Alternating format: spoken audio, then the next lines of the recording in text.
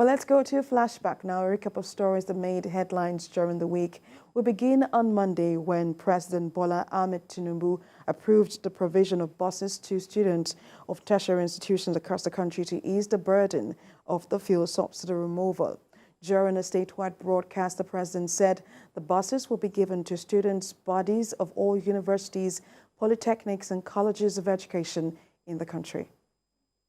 It is important that you understand the reasons. The nationwide broadcast by President Tinubu is appealing to the hearts and conscience of Nigerians as the federal government continues with the implementation of tough decisions that will turn around the economy of the country in the long run. The president painstakingly explained the removal of fuel subsidy and why Nigerians should trust the process that has so far saved more than 1 trillion naira for the country within 2 months. In a little over 2 months, we have saved over 1 trillion naira that would have been squandered on the unproductive fuel subsidy, which only benefited smugglers and fraudsters. That money will now be used more directly and more beneficially for you and your families. The removal of fuel subsidy has caused significant disruptions in different aspects of national life. But President Tinubu has now announced the introduction of deliberate measures that will have far-reaching impact in the short term. Most important is the injection of funds into the economy to help small and medium-scale enterprises. And his administration also intends to stimulate the growth in the manufacturing sector. Our administration recognizes the importance of micro, small, and medium-sized enterprises and the informal sector as the drivers of growth. We are going to energize this important sector with 125 billion. Out of the sum, we will spend 50 billion conditional grant to 1 million nano businesses between now and March 24. There is, however, cheering news for public servants, as the president promised that an upward review of the national minimum wage is imminent. We are also working in a collaboration with the labor unions to introduce a new national minimum wage for workers.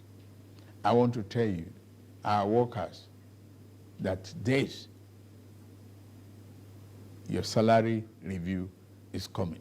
As the days begin to count, Nigerians also hope that the implementation of these programs of government begin to have real impacts on their lives and livelihood. Still on Monday, the Senate commenced screening of the first list of ministerial nominees. The nominees during the screening reeled out their educational and professional qualifications as well as their achievements so far in public service. The Senate dissolved into the Committee of the Whole to consider President Tinubu's list of ministers designate. One by one, the special advisor to Mr. President on National Assembly matters led the nominees to the stand to convince the lawmakers that they qualify for the job. The nominees reeled out their educational and professional qualifications as well as their achievements so far in public service. I schooled at WTC Primary School, Enugu, and Queen's School, Enugu, and then proceeded to Nnamdi Azikiwe University, Awka campus. I studied law. I went into business, education, especially real estate, but I got into humanitarian jobs, going to hospitals, government hospitals to pay for bills for indigent patients. Graduated from the University of California, University in the United States, where I majored in international relations. I went back into private business before eventually being appointed as ambassador of the Federal Republic of Nigeria to Germany, where I am still serving. Some nominees enjoy special privileges as former members of the National Assembly. They were asked to take a bow and go, while others were put on the hot seat. Your Excellency, if given the opportunity and clear me, I want to assure the Assembly, this Senate, that I'm going to provide the synergy between both the executive and the legislature because of my experience. Till 27th of May, while I was living till 27th of May, Mr. Senate President, I was commissioning, I was flagging off a project. This thing can be achieved if you are committed, if you have passion for the job. There are so many people who want to be minister, who want to be governor, for the sake that I was a governor, for the sake that I was a minister. But there are those who say, look, what do I want to offer? Am I committed to this job? And I thank Mr. President for nominating me. I believe, knowing how hungry Mr. President is to solving the problems of Nigeria, we have no choice but to give him that required support. And I can assure you, if I'm confirmed, in whatever capacity. And on Tuesday, a small aircraft belonging to Air First Hospitality and Tour Limited crashed at Oba Akran area of Lagos State. 2 persons on board the aircraft were rescued but sustained life-threatening injuries.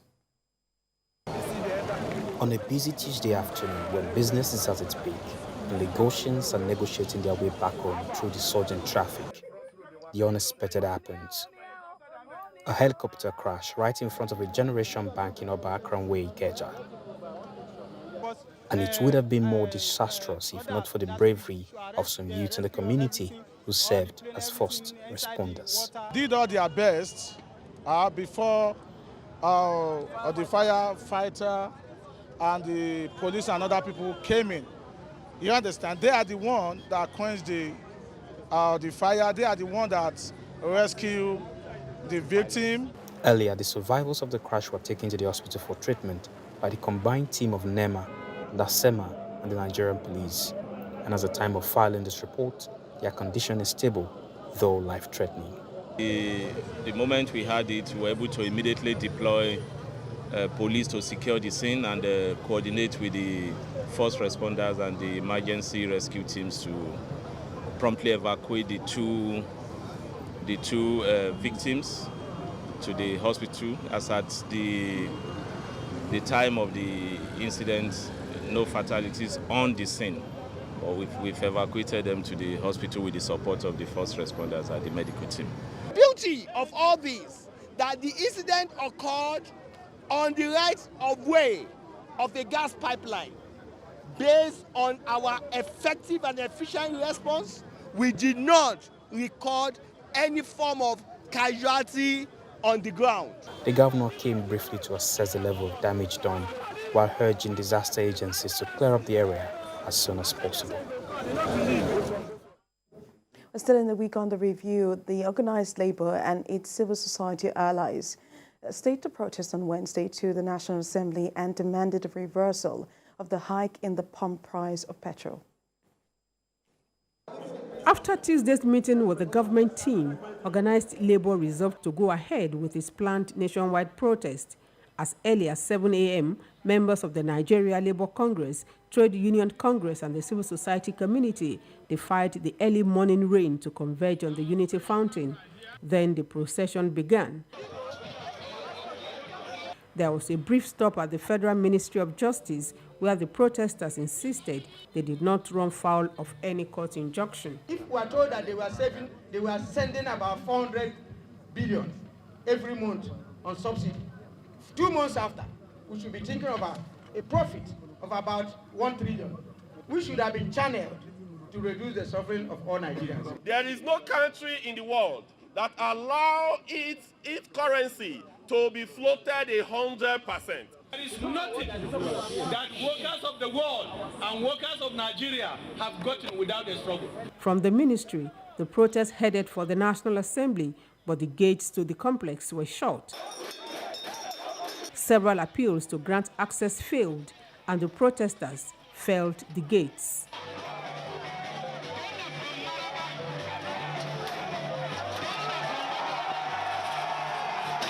Inside the National Assembly, Labour presented a 7-point demand, including activation of the nation's refineries and a reversal to the old pump price of petrol. There was an agreement we signed with the government that we should explore the CNG gas option as an alternative, instead of forcing every Nigerian to buy at 630 and 40 and whatever rates. The Senate, through the chief whip, appealed to Labour to suspend its nationwide strike.